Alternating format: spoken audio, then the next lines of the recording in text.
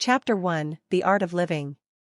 The first chapter introduces the central theme of Thich Nhat Hanh's teaching. To live is an art, and this art depends above all on mindfulness, the capacity to be truly present. Most people, he explains, spend their days caught in habitual patterns, thinking about what happened yesterday, worrying about what might occur tomorrow, or rushing through tasks without awareness. As a result, they miss the actual experience of life happening in the present moment. Thich Nhat Hanh emphasizes that mindfulness is not a complicated or spiritual exercise reserved for monks. Instead, it is a simple and accessible energy that anyone can cultivate through attention to breath, body, and surroundings. He explains that when we breathe consciously, we return home to ourselves. One mindful breath is enough to interrupt stress, fear, or anger and bring clarity and calm. The chapter describes the miracle of being alive. In Buddhist teachings, awareness itself is a miracle. Simply noticing that you can breathe, walk, see, and listen opens the door to joy.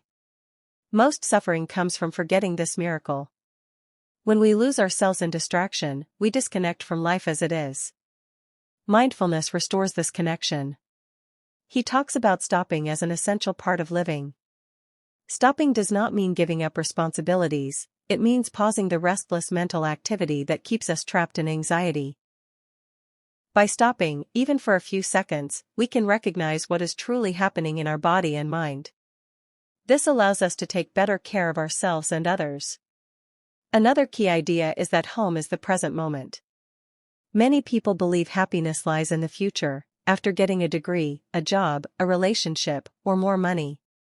But Thich Nhat Hanh insists that freedom and joy are already available here and now. When we breathe with awareness or walk mindfully, we come home. This home is peaceful and stable, not dependent on external conditions. Chapter 2 explores a theme many people avoid: death. Thich Nhat Hanh reframes death not as something frightening but as a natural part of life. He teaches that understanding death deeply allows us to live more fully and freely. He begins by explaining that fear of death is rooted in wrong perceptions.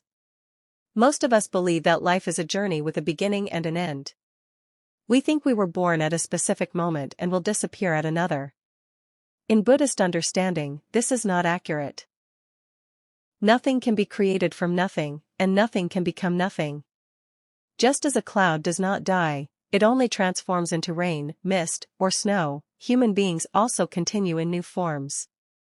Thich Nhat Hanh introduces the idea of non-birth and non-death. When we look deeply, we see that before we were born, we already existed in different elements, in our parents, ancestors, food, and earth. After death, we continue in our actions, in the people we have touched, and in the world we shape every day. Understanding this removes much of the fear surrounding death. The chapter also explains that many people do not truly live because they are too afraid of dying. They cling to possessions, achievements, or relationships in an attempt to resist impermanence. But resisting change creates suffering. Accepting impermanence brings peace. When we see that everything is constantly transforming, we stop trying to control life and start appreciating each moment. Thich Nhat Hanh uses nature to illustrate this. A leaf on a tree may fall, but it becomes part of the soil, which nourishes the tree again. There is no real beginning or end, only continuation. Seeing death this way opens the door to compassion and freedom.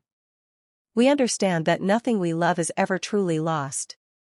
He also encourages readers to practice deep looking to overcome the fear of separation.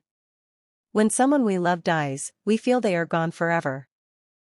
Chapter 3, Touching Nirvana. Chapter 3 explores one of Thich Nhat Hanh's most important teachings. Nirvana is not a distant mystical state, but a reality available in every moment of our daily lives.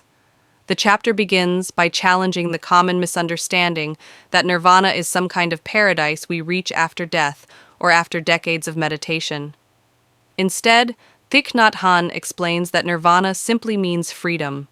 Freedom from fear, anger, craving, and wrong perceptions. He states that most of our suffering comes from these wrong perceptions. We look at ourselves and the world through distorted lenses. We believe we are separate individuals. We fear losing what we have, and we constantly chase things we think will make us happy. Nirvana is the state in which these illusions fall away. When we see reality clearly, we naturally experience peace and solidity. A central idea in this chapter is the concept of interbeing, the deep interconnectedness of all things. Thich Nhat Hanh explains that when we look at anything deeply enough, we begin to see that nothing exists independently. A sheet of paper contains the cloud, the rain, the soil, the tree, the logger, and even the sunshine. In the same way, a human being contains ancestors, education, culture, and countless conditions from the world. Realizing this interconnectedness dissolves the illusion of a separate self. This insight is itself a taste of nirvana.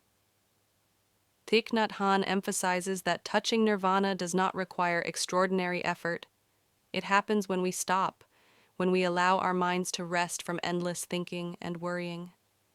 In the stillness of mindful breathing or mindful walking, fear softens and clarity appears. He teaches that every moment of true mindfulness already contains the energy of nirvana. When we breathe consciously, we invite freedom into our body and mind. Another important part of the chapter is the idea of cooling. In Buddhist tradition, nirvana is often described as a cooling of the flames of craving, anger, and ignorance.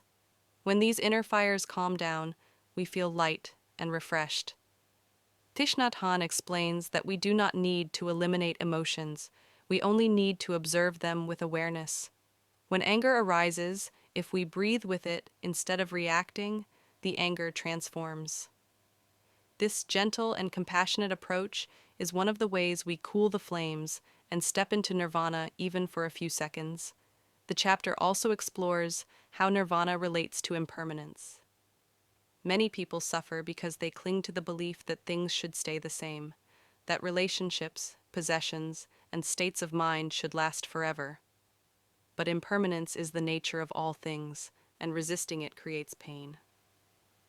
When we understand impermanence deeply, we stop clinging and start appreciating. Instead of grasping at moments, we dwell in them. This acceptance is another doorway to nirvana. Thich Nhat Hanh points out that nirvana is not something we achieve only for ourselves. When we touch freedom, we naturally bring peace to others. Our presence becomes more solid, our listening becomes deeper, and our actions become more compassionate. In this sense, nirvana is a contribution to the world, not a private escape. Toward the end of the chapter, he explains that nirvana is available here and now. Every time we stop running mentally, even for a single breath, we experience a moment of liberation. The goal is not to hold on to this moment forever, but to touch it again and again throughout the day. Slowly, these small moments of freedom reshape the way we live, speak, and relate to others. Finally, Thich Nhat Hanh reminds the reader that the practice of mindfulness is simple, but requires consistency. You cannot reach nirvana by intellectual understanding alone. You must live it. By eating mindfully, walking mindfully, speaking mindfully, and taking care of your emotions with tenderness, you cultivate a life in which nirvana becomes a natural presence, not a distant goal. The chapter concludes with a comforting message. Nirvana is not something beyond us. It is what remains when we let go of illusions and come home to the present moment. When we breathe with awareness and see the interconnectedness of all things, we step into the freedom and peace that are already available inside us.